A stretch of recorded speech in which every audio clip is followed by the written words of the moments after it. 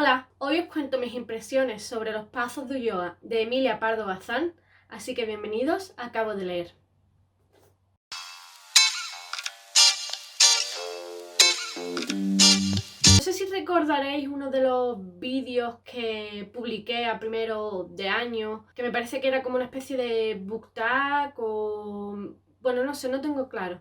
Y en ese vídeo comentaba que uno de los propósitos que tenía para este año era leer más clásicos españoles, porque la verdad que yo leo clásicos, pero la mayoría de los clásicos que leo son todos de autores extranjeros, sobre todo británicos. Entonces este año quería abrirme, digamos, al mercado patrio, o sea que yo nunca había...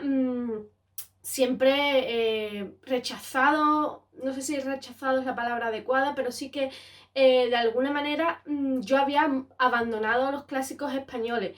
Y creo que Jan de Trotalibro mencionaba esto en uno de sus vídeos, ¿no? Que claro, los que hemos estudiado de lengua española en el cole, los clásicos españoles, pues estudiábamos una lista de autoras que luego, autores y autoras, ¿no? Que luego repetíamos, vomitábamos en un examen, pero no leíamos nada en clase o lo que leíamos era realmente aburrido. Y eso hizo que yo creo que muchos de los lectores sintamos ese rechazo por los clásicos y luego descubrimos clásicos extranjeros, como ser franceses, rusos y británicos, y nos gustan muchísimo, ¿no? Entonces este año yo quería leer más clásicos españoles. Así que me decidí por dos títulos y los compré. Por un lado fue Los Pazos de Ulloa, de Emilia Pardo Bazán, y por otro, Fortunata y Jacinta, de Benito Pérez Galdós, que no deja de tener su gracia que me haya comprado estos libros porque recientemente he descubierto, a través también de Jan, de un libro, de un vídeo que él publicó, que estos dos autores tuvieron un tórrido romance allá por el siglo XIX, con lo cual no deja de tener su gracia. ¿Por qué me decidí por estos dos títulos? La verdad porque eran títulos que aparecían constantemente en Booktube. Magrat habla muy bien de Los Pazos de Ulloa y mucha gente por Instagram también. Y luego Fortunata y Jacinta, vi una reseña que publicó Jan y también la habían leído conjuntamente en el Club de Macondo y demás. Y además este año ha sido el centenario de la muerte de Benito Pérez Galdós, con lo cual me parece bien. La verdad que es un tochaco y no sé si lo leeré este año. Espero que sí. John.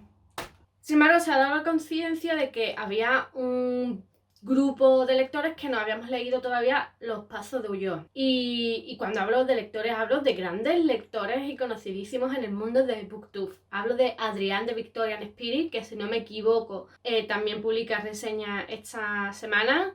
Hablo de María de Cumbres Clásicas, hablo de Jan de Trotalibros, hablo de Marisa, hablo de María José, que ella está en Instagram, hablo de Guillermo, o sea, muy muy buena compañía. Y la verdad que ha sido una experiencia muy buena esta lectura conjunta, no solo por la compañía, que ha sido genial, sino porque todos hemos descubierto a una autora que nos ha gustado muchísimo. Y es que el caso es que ninguno de nosotros habíamos leído nada de Emilia Pardo Bazán, excepto María José, que sí que había leído La Tribuna. Entonces para todos ha sido un gran descubrimiento. Y para mí también. Y he descubierto no solo su pluma o su narrativa o lo que sea, sino también he descubierto a la autora en sí misma, ¿no? O sea, ya siento una profunda admiración por lo que fue Emilia. Y es que aquí yo peco, sobre todo yo, peco de admirar a autoras extranjeras, como puede ser Jane Austen, Charlotte Bronte, Elizabeth Gaskell, y me olvido de que también tenemos grandes autoras en España, ¿no? Y Emilia Pardo Bazán es un ejemplo. Para los que no conozcan a esta autora, que sepáis que es una novelista de segunda mitad del siglo XIX, si no me equivoco, nació en 1850 y algo. Fue, ya te digo, novelista, periodista, también fue traductora, vamos, hizo muchísimo. Nació en el seno de una familia noble y tuvo la suerte de que su padre no...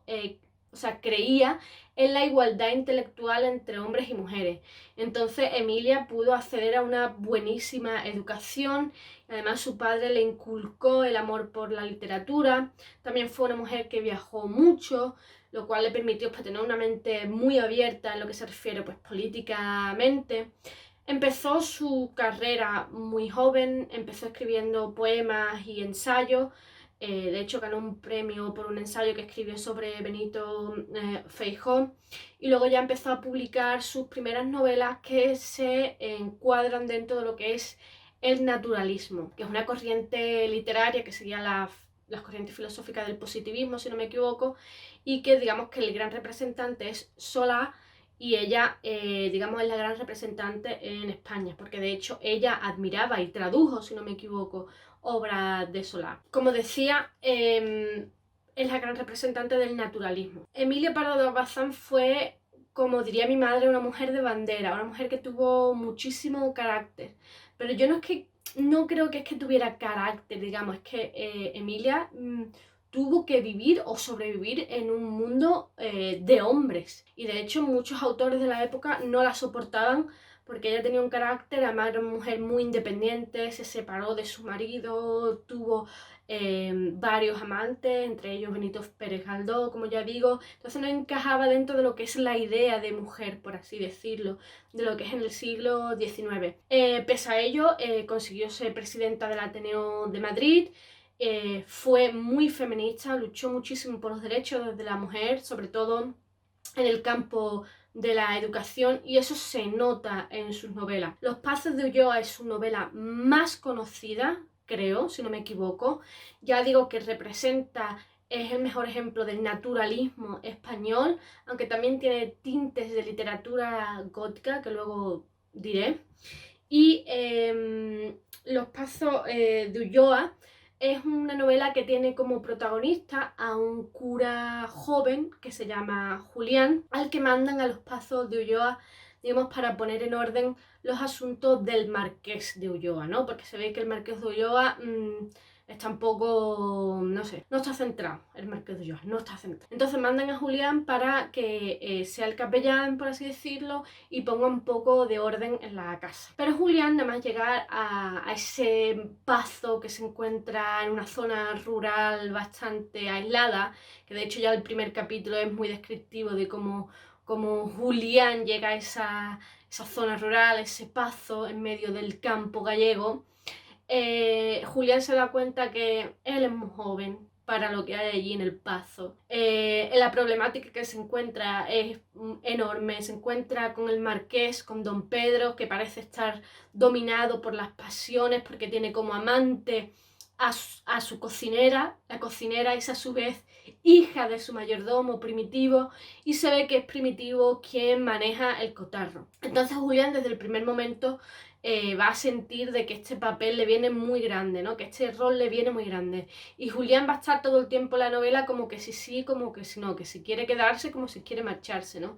Entonces, todo lo que ocurre en Los Pazos, todo lo que ocurre en torno al marqués Primitivo y demás, lo vemos a través de los ojos de Julián, de este joven inexperto e inocente. A mí la novela me ha parecido muy interesante. La novela trata temas muy interesantes, pero sobre todo lo más importante que se ve aquí es la vida rural de esa Galicia de finales del 19 en contraste con la vida urbana, por así decirlo.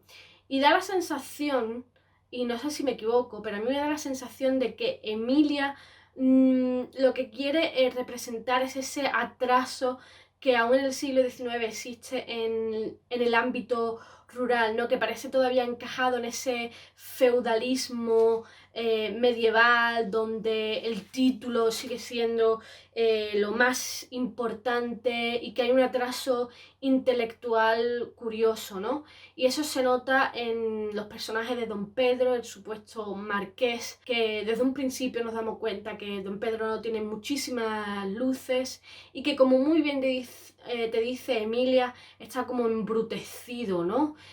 Carece de todo tipo de educación, pero no de educación intelectual, sino también la forma en la que él habla, la forma en la que él vive, todo centrado en la caza, que es lo único que le interesa a don Pedro, la caza. No le interesa para nada los asuntos de los Pazos, porque el propio don Julián intenta ordenar la biblioteca y la biblioteca está hecha un despojo, desde luego. A don Pedro solo le interesa el campo, la naturaleza y tener sus líos con la cocinera, ¿no? Y también se ve muy bien en el personaje de Primitivo, ¿no? Que ya su nombre dice mucho, Primitivo. Entonces Emilia contrasta eso luego con la vida en la ciudad, ¿no? Cuando don Pedro marcha a Santiago en busca de una esposa, y es muy interesante cómo Emilia hace ese contraste entre la vida en el campo y la vida en la ciudad, y cómo don Pedro, una vez que marcha a la ciudad, él no está feliz porque él se da cuenta de que la ciudad no es tan importante el título, sino la intelectualidad, el saber relacionarse con otras personas, no sé, no el protocolo, ¿no? Sino no sabe, en inglés diría manners. Pero ahora en español se me ha ido la palabra, ¿no? Pero digamos que le falta eso, ¿no? Y también Emilia se recrea en criticar un poco esa aristocracia rural y las corruptelas políticas que aún seguían existiendo en el siglo XIX, ¿no? Y es que Emilia también estaba muy interesada por la política, y aquí hace referencia pues al caciquismo existente,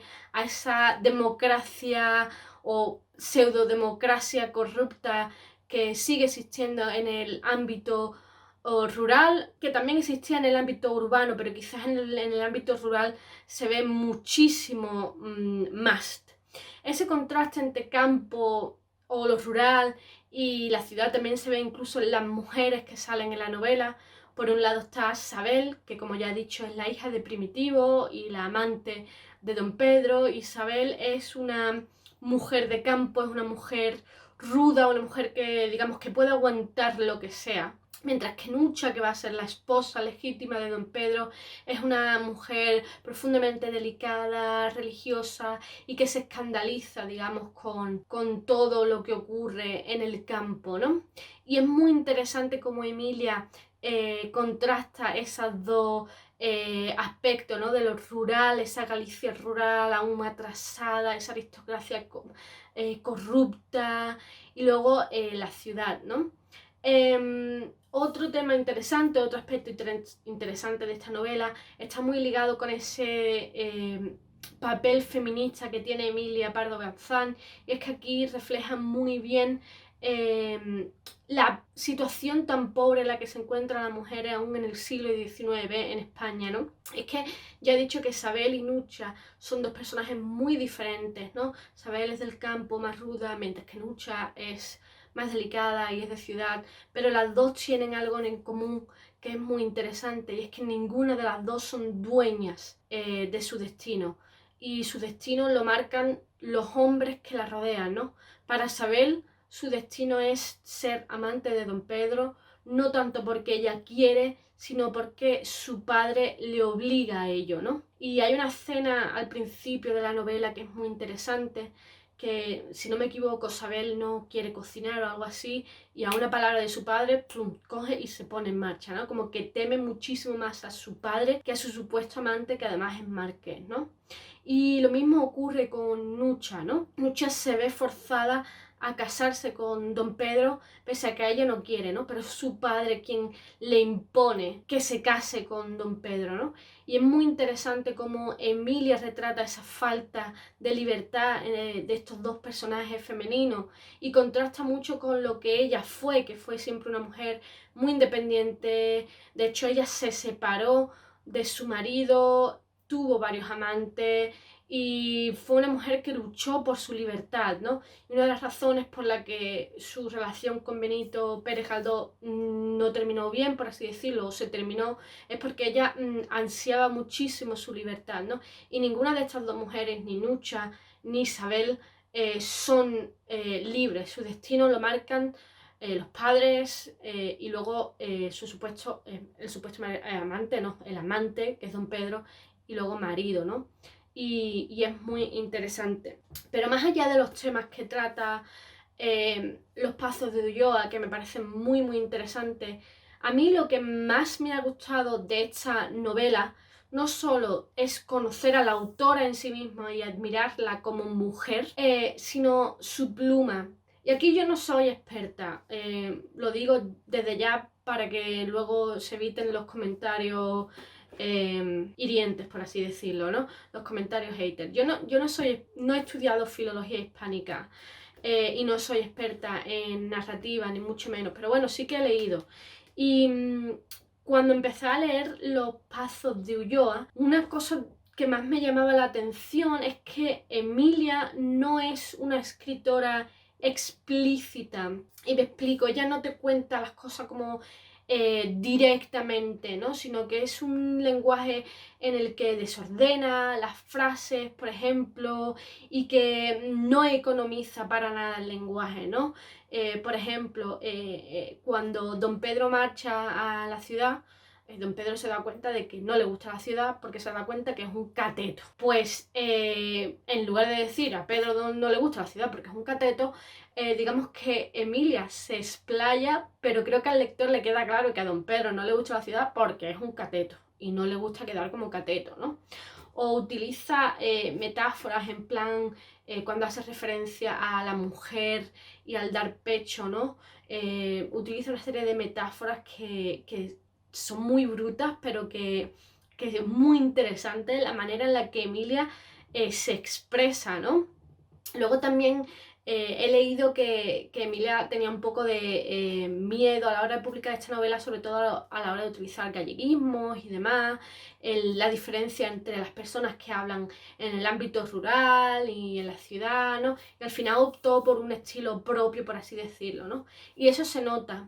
Y esto hace que leer Los Pazos de Ulloa, pese a que sea una novela corta, requiera una lectura atenta. No es algo que tú te puedas sentar y a lo mejor leer rápidamente, ¿no? Sino que requiere una lectura atenta, porque de hecho llega un momento, en ciertos momentos, Emilia es bastante enrevesada a la hora de decirte algunas cosas o de comunicarte información, ¿no? Y de hecho hubo 2 momentos en la lectura conjunta en la que tuvimos que comentar en el grupo para ver si nos habíamos enterado.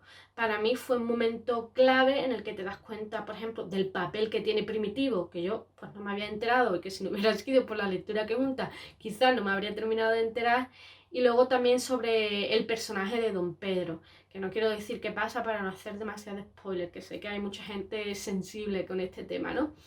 Y claro, lo cuenta Emilia de una forma un poco enrevesada, pero no por ello se hace una lectura densa, ni mucho menos, ni es una lectura pesada, para nada. Es una lectura que sí que tiene descripciones, porque digamos que eso es lo característico del naturalismo, y que tiene un lenguaje muy poco explícito. Emilia quizás no es, ya digo, no economiza en el lenguaje, sino que puede tirar pues, varias líneas para decir algo, pero que yo creo que al final el lector entiende lo que Emilia quiere decir y además agradece que no sea tan explícita porque hace que la lectura sea muchísimo más interesante, ¿no? Por otro lado, Emilia crea una atmósfera de alguna manera de tensión. Y no es que sea una tensión en plan como una novela negra, un thriller, no, es una tensión, como ya digo, muy relacionada con la literatura gótica, ¿no? Que desde el primer momento, cuando te pones a los ojos de Julián y Julián te está contando la historia y la situación en los Pazos de Ulloa, ya la atmósfera, el hecho de que todo se desarrolle en un pazo en el medio del campo gallego, ya es una atmósfera un tanto gótica, ¿no? Porque un pazo es una construcción arquitectónica, especie como un castillo o algo así, en medio del campo. Además se entiende un pazo que está un poco dejado, por así decirlo, también muy aislado, con una serie de personajes que dan un poco de miedo, como por ejemplo Primitivo, y luego Julián es un muchachito joven, inocente, que llega sin saber lo que se encuentra. Entonces, claro, hay una atmósfera de tensión. Y de hecho, la primera escena que ocurre, que es cuando Julián se sienta en la cocina a comer con don Pedro, Primitivo, y Julián se da cuenta pues, de lo que está pasando, y hay un poco de tensión. Y esa tensión continúa a lo largo de toda la historia. Y nosotros desde un principio nos dimos cuenta de que se iba a mascar la tragedia. O sea, yo desde el primer momento sabía que la historia no podía terminar bien. porque ahí se estaba mascando una tragedia y se estaba construyendo, ¿no? Y la tensión iba creciendo a medida que pasaban los capítulos. Pero no se trata de una lectura rápida y una tensión enorme, ¿no? Sino que es muy, muy sutil. O sea, es una especie de literatura gótica muy, muy sutil, ¿no? Pero a la vez muy interesante, y vas haciendo que te vayas, que te absorba la lectura, ¿no? De que los capítulos finales, de hecho, creo que casi nadie en el grupo respetó los capítulos que debíamos leer, porque no podíamos parar, ya teníamos que saber un poco el final. Aunque ya te digo que ya os digo que el final no es sorprendente, es un final que se intuye, quizá no se intuye todo, pero se intuye de que no va a ser un final bueno, por así decirlo, de que va a ser un final muy de tragedia. Pero claro, es que no importa, porque lo que importa es el camino que te lleva a ella, ¿no? Y esa tensión que se va construyendo poco a poco, ¿no? Y eso hace que sea una lectura muy interesante y muy absorbente. Que eso me ha gustado muchísimo. De hecho, Los Pazos de Ulloa tiene una segunda parte, La Madre de Naturaleza, que yo ya necesito leer porque me ha dejado con ganas de más. Por otro lado, también me ha gustado muchísimo la construcción de personajes. Julián es el protagonista, sí, pero los hechos no le ocurren directamente a él. Es un protagonista como testigo, es lo que utiliza Emilia para contarnos lo que ocurre en Los Pazos.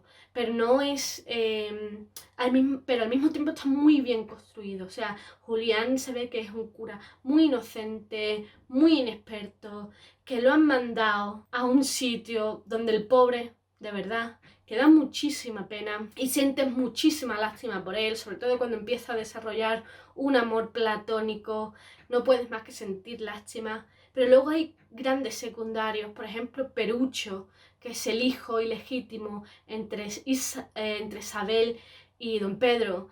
No es que esté presente en toda la novela, pero cuando Perucho está, es muy grande.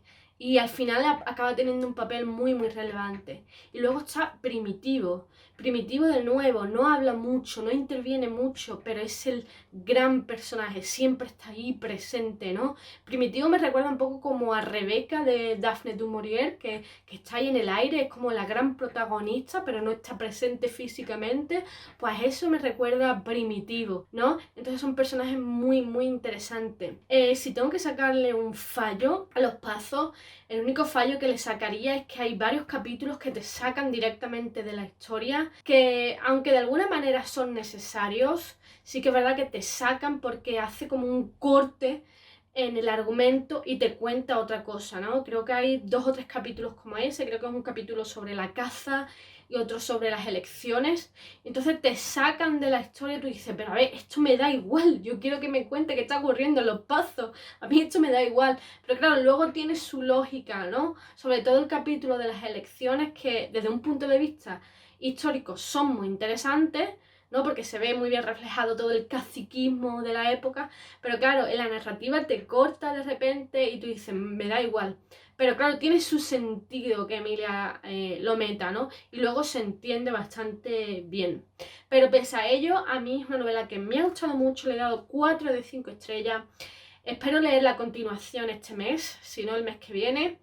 Y de verdad que os recomiendo que la leáis, porque creo que es una autora que hay que conocer. Yo me alegro mucho de haberla leído. Y nada, me gustaría que me dejarais en los comentarios si habéis leído esta novela o si no la habéis leído, qué pensáis, en fin, lo que queráis, me lo dejáis en los comentarios. Y nada, dadle al like si os ha gustado el vídeo y suscribíos si es la primera vez que os pasáis por el canal y os gusta lo que veis, os invito a suscribiros y a darle a la campanita para que recibáis una notificación cada vez que subo vídeo. Y nada, muchísimas gracias por estar ahí otra semana y nos vemos en el próximo vídeo. Hasta pronto.